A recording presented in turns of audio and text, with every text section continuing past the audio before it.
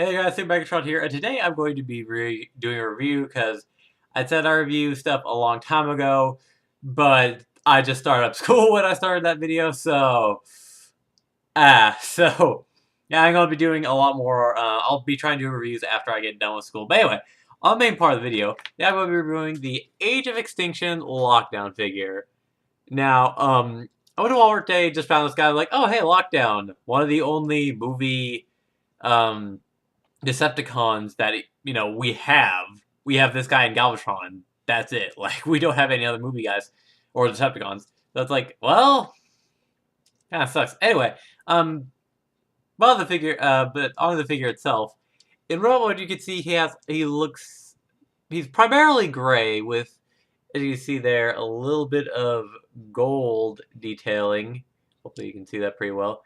And some silver and a little bit of blue here on his chest just from his windows. I mean, not windows, headlights. And some black in the chest. I think there's a little bit of gold that you really can't see because my camera sucks. Oh, yeah, a little bit of gold there. And a few other things. A few things I've done is just say that this is a customized figure. I actually kind of did a face scar kind of.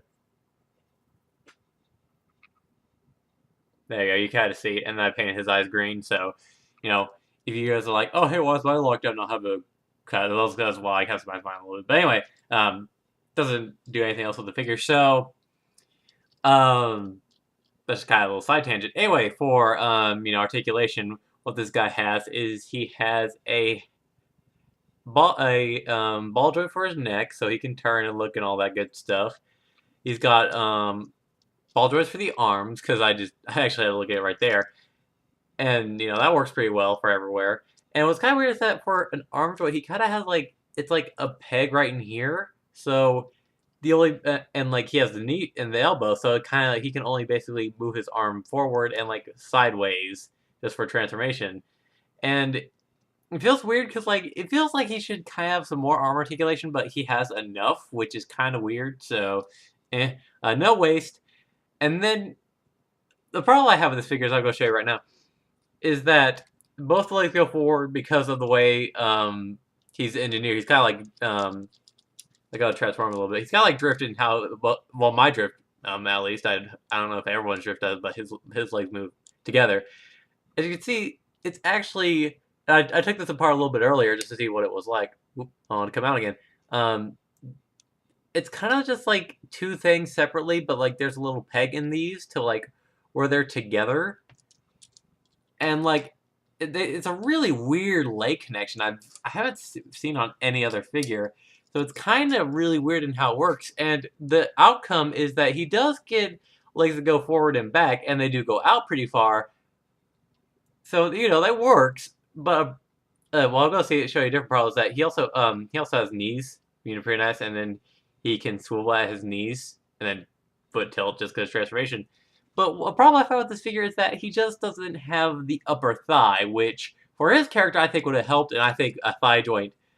It's not really, because the figure itself kind of can't put a thigh joint in it from right here. So it's kind of like, well, they couldn't really put a thigh joint in, but I just think a thigh joint would have helped this guy. So I don't know. It's kind of a case where he looks good enough, but I just wish as a toy he just worked a little bit better. I don't know. Anyway, as for accessory, he has this freaking huge gun. I mean, holy crap, this thing's about as tall as he is. Sorry. Yeah, about as tall as he is, and it's pretty nice looking. I actually like the look of this gun, because it actually looks kind of like it did in the movie, because the gun movie had like this kind of railgun effect. And of course he can hold it normally, just with one hand, but he looks really dumb kind of holding a big gun like this. I usually try and put it in both his hands to kind of make an effect like that, to make it look not as stupid, kind of like that, but such a big gun on this little guy looks weird. And also he has the whole head gun thing he did from the movie, so what you want to do is there's a little peg on top of his head right there, and then if there's a slot on this gun right here that pegs into, so, because it's kind of weird trying to get it in the first time, just gotta push it in there. There we go, we got his gun head. And yes, I know this is ridiculous, but it works. It works fine. it's movie accurate. So while I think this is always kind of look stupid and not that good, at least he does it. I don't know. I think maybe making the gun a little bit smaller, just giving him a different gun and not trying to give him the movie gimmick. I don't know. It's kind of weird. But overall robot mode, it can look pretty good. I think the robot mode does have some neat presence to it, but although if you do put it outside, it looks kind of really skinny, which is odd. And most of the car roof's on his back.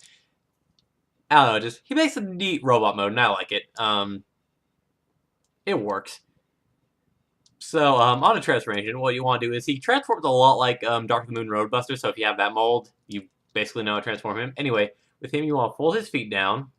You can turn him right now, or turn him later, doesn't matter. Turn his legs around, like so. Alright, next what you want to do is you want to take him and unpop him, because there's a peg right here, and then there is a small blue peg right in here. So you want to do that, and then you want to fold him out straight, and then turn that bit around. It may hit his head, but it's not going to do anything. Next, for the front here, we're going to take these kibble bits back here. Try the best way I can show this. Okay. Kind of like push them outwards to where they were originally kind of like, try to get a good angle on this, kind of like that, but you want to push them outwards like that. And then next you want to make them overlap this front bit to where they look kind of like this. And then next you want to take the front half of the car, the hood I should say, well the front window and the, I'm awful on cars, so I'm not too sure, I look like an idiot. The hood of the car. God, it took me forever to realize that was a hood. Yeah, just so basically kind of fold back, and you kind of already have some of the car there already. So next, what you want to do is you want to take his whole section right here, this gray piece, and just kind of fold it up inwards to himself, kind of like this, to where if you hear a few snaps, it's kind of snapping in place. And next, what you want to do is you want to take these bits of the hood. There are tabs here. And then there's, they basically kind of have to overlap each other. So, kind of show, for example, like this one. You want the tabs to kind of fit, you want this bit right here to go underneath this gray piece.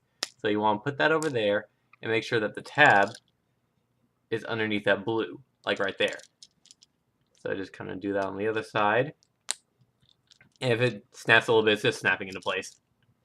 I hope that's what that means, or else I'm going to be sad. I have to get another lockdown.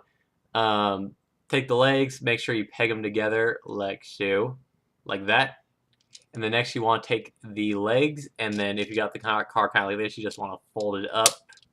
Maybe a few snaps here and there. And that snaps into there. Good. And then you kind of have the car mode like this, and then with the arms, all you have to do is just straighten out the arms to fold like door panels. Like they'll be like this in robot mode, and then all you have to do is just turn them, and you're good. Make sure that these two bits match. And next you want to fold up the hinges right here upwards, and then there is a little peg on the car right there that goes into a hole right there on the door. So you want to put those together, and once those fit, try and mash it together. Once they fit and they're good, you can do the other side. His legs won't go down like mine are doing a little bit right now, don't know why. And then he kind of has car mode like that, and then you just take the back halves and you just I'll show that again because I don't think you guys saw it too well. They'll be like this, and then what you want to do is you want to put the hinge, and then this tab right here is going to go into a slot. Right, see if I can get this. That's not really going to show up, but there's a little slot. Oh, there you go. This little slot in there, and it tabs in. You want to tab that in. And then we have his Lamborghini mode. Is Lamborghini? Yes, I was just trying to remember what it was. And yeah, I actually really like this car mode. I think it's nice. I love the gray. It looks really good. Oh yeah, the Decepticon symbol that I should have shown earlier, but it's not really visible in normal. So here it looks really nice. Even though he's not really a Decepticon. Blue windshields, which will look really good. And he just looks like a nice car mode. The only description I have of the car mode is wheels aren't painted, rims aren't painted. That's okay. I expect that from now. But he has no, like, windshields. I mean, like, not like door windows right here, which looks really like cheap, I guess is the word, and doesn't make the car mode. It makes like this part of the car look really weird from the side. Like it just looks weird, empty.